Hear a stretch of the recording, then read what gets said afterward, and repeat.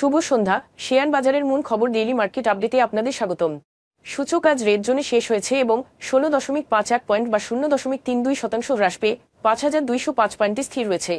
বাজারে লেনদেনের পরিমাণ ছিল 505 কোটি টাকা, যা আগের দিনের তুলনায় 12.67% বেশি। টেলিযোগাযোগ খাত থেকে রবি আজিয়েতা এবং গ্রামীণফোন, ব্যাংকিং খাত থেকে ন্যাশনাল ব্যাংক, ট্রাস্ট ব্যাংক এবং ইসলামী ব্যাংক বাংলাদেশ, শিল্প খাত থেকে ওয়ালটন হাইটেক ইন্ডাস্ট্রিজ, খান ব্রাদার্স পিপি ওভেন ব্যাগ ইন্ডাস্ট্রিজ এবং বাংলাদেশ শিপিং কর্পোরেশন আজ সূচকের হ্রাসে মূল ভূমিকা রাখে। খাতভিত্তিক লাভ লোকসানের হিসেব অনুযায়ী মিউচুয়াল ফান্ড খাতে আজ সর্বোচ্চ 0.32% এবং ব্যাংকিং খাত থেকে দ্বিতীয় সর্বোচ্চ 0.07% মূল্য বৃদ্ধি পায়। অন্যদিকে টেলিযোগাযোগ খাতে আজ সর্বোচ্চ 2.13% মূল্য হ্রাস পায়। মূল্য হ্রাস পাওয়া শীর্ষ 20-এ আজ বিমা খাতে 6টি এবং শিল্প খাতে 4টি কোম্পানি রয়েছে। Muzaffar Hossain spinning mills, Ratanpur steel rolling mills এবং এরামিক সিমেন্ট আজ সর্বোচ্চ লাভ করেছে, যেখানে রবি আজিয়েতা, বাবুরা মাল্টিপ্লেক্স এবং তাকাফুল ইসলামী ইন্স্যুরেন্স আজ সর্বোচ্চ মূল্য হারায়। রেকর্ড তারিখে পর আজ লেনদেন শুরু হওয়ায় রবি আজিয়েতা শেয়ারের মূল্য হ্রাস পায়। তবে বাকি শেয়ারগুলোর মূল্য পরিবর্তনের জন্য কোনো মূল্য সংবেদনশীল তথ্য জানা যায়নি।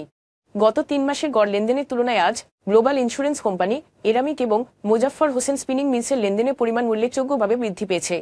তবে এই শেয়ারগুলোর লেনদেন বৃদ্ধির স্বাভাবিক কোনো কারণ জানা যায়নি। আজকের শীর্ষ দুটি সংবাদ। প্রবাসী বাংলাদেশিরা চলতি বছরের মার্চ মাসের প্রথম 15 দিনে 1.66 বিলিয়ন মার্কিন ডলারের বেশি রেমিটেন্স পাঠিয়েছেন, যার মধ্যে মাসের শেষ নাগাদ মোট পরিমাণ 3.0 বিলিয়ন মার্কিন ডলার ছাড়িয়ে যাওয়ার সম্ভাবনা রয়েছে, কারণ স্থানীয়ভাবে প্রতিদিন 110 মিলিয়ন মার্কিন ডলার আয় হচ্ছে। রেমিটেন্সের এই প্রবৃদ্ধিতে অনেকটা আসন্ন ঈদ উল্লেখযোগ্য ভূমিকা রেখেছে, যার ফলে মাসের প্রথমার্ধে বড় অঙ্কের রেমিটেন্সের অর্থ দেশে এসেছে। 2024-25 অর্থবছরের জুলাই থেকে ডিসেম্বরের মধ্যে রাজস্ব সংগ্রহ মাত্র 4.4% বৃদ্ধি পেয়েছে এবং সরকারের রাজস্ব ঘাটতি অর্থবছরের শেষ নাগাদ 1,05,000 কোটি টাকা পৌঁছাতে পারে।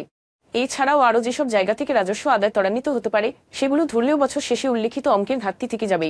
গত বছরের ঘাটতি এবং চলতি বছর মিলিয়ে আদায় প্রবৃদ্ধি লক্ষ্যমাত্রা 32.2% অর্জন করতে অর্থবছরের বাকি প্রতি মাসে 55.5% আদায় বাড়াতে হবে, যা বাস্তবে প্রায় অসম্ভব। এছাড়াও চলতি অর্থবছরের জুলাই ডিসেম্বর সময় বাজেট ঘাটতি পরিমাণ 29,527 কোটি টাকা।